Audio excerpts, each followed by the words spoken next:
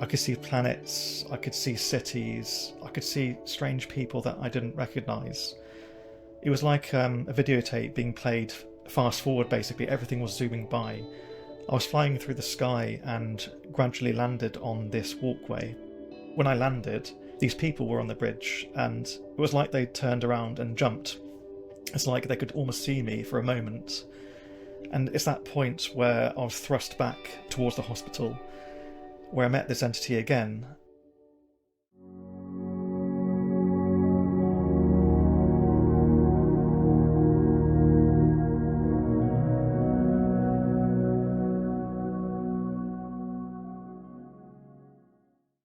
Hello, my name is Kieran Mace. I'm from Oxford, and I had a life-changing NDE experience, near-death experience, of course. I was 5 years old at the time, and was a relatively normal kid. Had a lot of friends, had quite a happy life, played a lot with my family, and I was on the way to my grandmother's house in Oxford, and was crossing the street. The light was red for cars to stop, green for pedestrians to cross the road. I was there with my mother at the time and began crossing the road as all the cars had stopped. I remember being halfway across the road where I heard a voice in my right ear. The voice said, "You shouldn't be here." And that moment everything went black. I remember being in this infinite void, infinite darkness. I didn't question at the time what was happening because it happened so fast. I just found myself in this endless empty room. And a moment later, I felt the most excruciating pain. This vehicle had shot straight through, hit me head on. I was actually laid on the other side of the road. My body was in a terrible mess, without going into too much detail. People were surrounding me, and there was quite a panic to contact the emergency services and also apprehend the person that was trying to drive off away from the scene. I was rushed to hospital, and it was one of the most painful rides I've ever experienced in my life. And at some point I was rushed into a major operation, and I was in more than two at the time, just to stem the body's damage, ultimately try and stabilise. During this experience I found myself in a corridor. Previously I remember being in tremendous pain. I couldn't move my legs, they were completely broken, yet I was standing again. I was confused as I stood in the hallway. Something seemed wrong. For one thing, I could stand again, but reality didn't seem the way that I previously knew. It looked like the world that I knew, but it just seemed odd. The colours weren't quite the colours that I knew. Everything seemed to be solid, but not quite. It's as if it was like solid light. I was so young then, I just went with it, assumed it maybe was a dream. I tried to wave at the nurses that were walking down this corridor. I then realised that I was in the paediatric ward as I walked to one opening and saw a child sat in the bed. He had casts on. I remember his particular features, and I waved to him, and I didn't realise that he couldn't see me. I thought, this is strange, this doesn't feel right. I walked to the next room and saw another kid in there. Kid couldn't see me. I waved at the doctor that passed by me, walked straight by me. It just got stranger and stranger, so I continued this walk down the corridor. I walked from room to room, and it's at this point I realised that everything was hyper detailed. I could see every crack in the wall, every piece of discarded rubbish left on the ground. I could see doctors' coats hanging on the walls, various different medicinal products, I suppose. It was just very strange because I felt like I was invisible, basically. I eventually got to the end of this corridor. I went left, I went right, and eventually I discovered this empty room.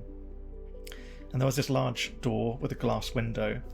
And I could see through this that there were these large holes in the wall to the right, all the way up to the ceiling. They had these openings, these doors, and various metal instruments on the inside. To the left I saw these cabinets, doctors' coats still, but something about this room felt odd. And the best way I can describe it is encountering the infinite. There was something in there that I physically couldn't see, but it was there, and it was vast, and it was massive. It was like a paradox, like time folding into itself. And as I tried to walk away from this room, I felt like I was being sucked in, like it was a black hole, like gravity shifted. Time seemed to slow, things seemed to deteriorate around me, and I don't know what happened, whether it invited me in, I walked into it, I just don't know, but I seemed to maybe merge with something that was there. I was thrust all over the universe. It was like a videotape being played fast forward, basically. Everything was zooming by. I could see planets, I could see cities, I could see strange people that I didn't recognise. I could see different times, and one particular point in this experience, I found that I was flying. I was flying through the sky and gradually landed on this walkway. And as I landed on the walkway, I could see the vast landscape that was beneath me. This walkway was over this lake, and around this lake was this train yard. It was like the lake had these steps that went up to this train yard, up to a higher bridge that went over it. It was a really bizarre looking sight, and when I landed, these people were on the bridge, and it was like they turned around and jumped. It's like they could almost see me for a moment. And it's that point where I was thrust back towards the hospital, where I met this entity again, and I don't know what happened. It was like a download, I suppose, the best way to describe it. It was like I was being force-fed all this information, and this thing, I realised it was so vast and so beyond my comprehension. I didn't know what it was, and the more it downloaded into me, the more I realised that I knew this thing. It had met me before. It was like this thing that had always been there, like an ancient god of some sort, I suppose. I mean, I've even referred to it as a demon at times because it was so scary. And the knowledge it gave me is this oneness with everything, this interconnectedness of the universe, that I was no longer me and I was we and us, basically. And this concept to a small child was overwhelming. My brain wasn't quite fully developed at the time to fully understand what was going on. And it's at this point where I entered this state of sheer panic because the download was getting faster and faster and faster and faster. I felt like I was burning at that point. It was sheer and utter terror. And the terror was really, I believe it was down to my lack of understanding of the situation, really. I don't believe this thing was evil, but it was something, and it was incredible. Eventually I screamed out for my mother. It was the only thing I could think of that reminded me of home, of safety. And I was thrust back into my body. And I believe it was 2 to 3 days later, 2 to 3 days seemed to have passed. And I woke up. I felt in terrible pain once again. I realised that my legs were in casts. One leg was suspended up in the air. I think one of my legs had metal sticking through it to hold it together. So I was in quite a bad way, pretty much a good impression of a mummy, really. My mum was there to my side, and at first I assigned it to a dream. I thought it was some sort of hallucination. It could have been the trauma of the situation maybe being represented in this manifestation, this story, maybe. As the days went by, I got better and better, and eventually there was a point where I was just stable enough, I had just enough casts removed, where this very kind nurse said to me, "Hey, look, you've been in bed the last few weeks, would you like a change of scenery?" Bless her. So, of course, I couldn't turn down that opportunity, so she lifted me up, put me into a wheelchair, and took me for a ride around the paediatric ward. I went down the first corridor with her, and I began to realise that's the kid I saw in the dream. As we approached the doorway, it matched the kid that I saw before. The same injuries, he was even wearing the same clothes. And I was almost annoyed, as if like, okay, you saw me yesterday, why aren't you saying hello? Then I forgot, okay, well, you didn't see me. Oh, but this was a dream. And this is where I began to realise that reality was converging with this dream. I went to the next room, I saw the other kid, I saw the doctor that walked past me in this experience. And at that point I remember my heart racing and the nurse being confused, like, why is he getting scared of what's going on? So she was trying to calm me down and distract me by getting me to look at the different artwork on the wall and such, and I eventually realised that I knew where to go, so I told her, okay, go down this corridor, turn left, go down this corridor, turn right. And eventually I found the room where I met this entity.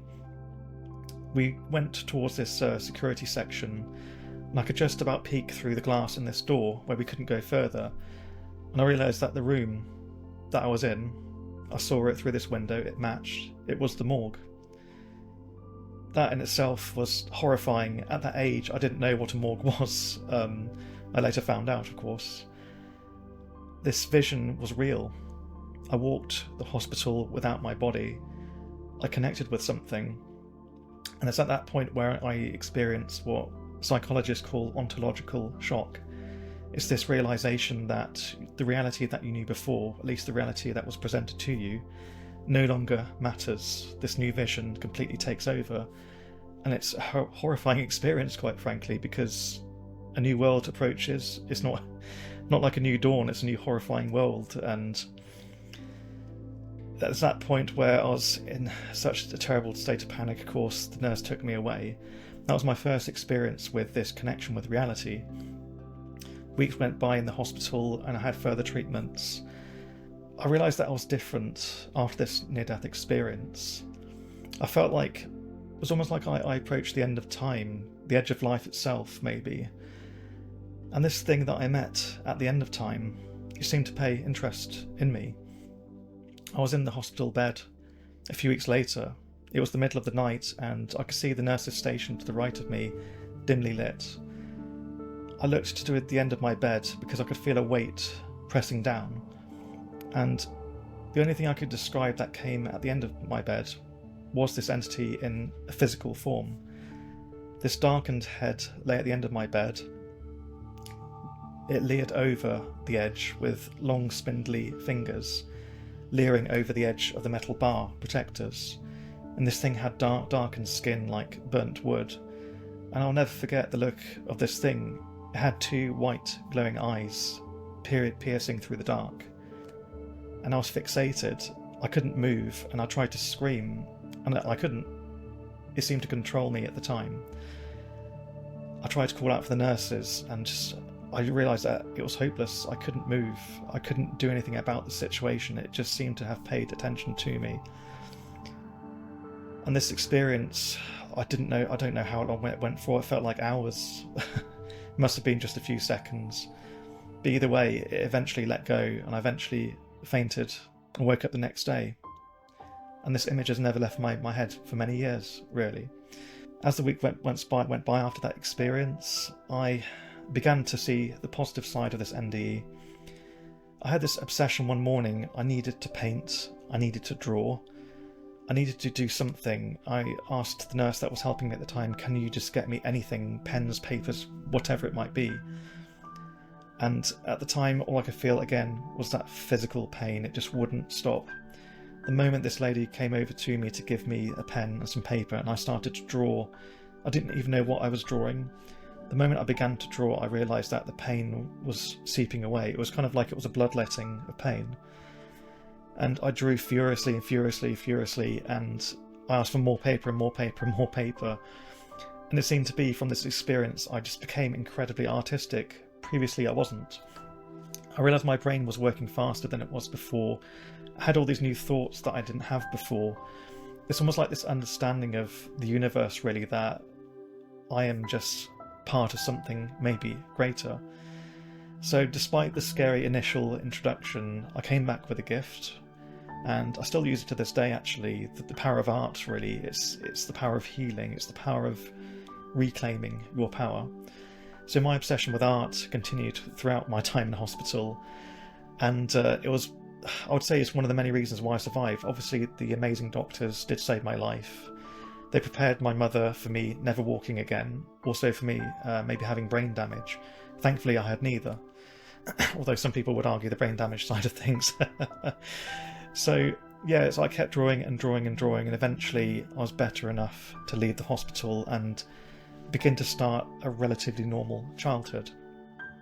And the last part of this connection, about 2 years after I left the hospital, I was out with my friend in the outskirts of Oxford, and he wanted to go swimming for the first time at this place called Hinksey Pools. Oxford itself, if anyone knows, is quite a busy city. The traffic is really, really bad sometimes. So he said, hey, actually, how about we just travel to the outskirts, and I know the secret way in. And there's this network of paths on the outer edge, maybe closer to the countryside, really, called the Devil's Backbone. Great name. So he took me there for the first time, and I followed him down this walkway, and it winded and winded, and it just led us closer and closer and closer until I saw these steps. And as I began to walk up these steps, I had a strange feeling. As I got to the top, I saw the train yard that I saw in this experience, this near-death experience. That matched perfectly. As I walked to the end of this bridge and saw the steps leading down, there was the lake that I landed at.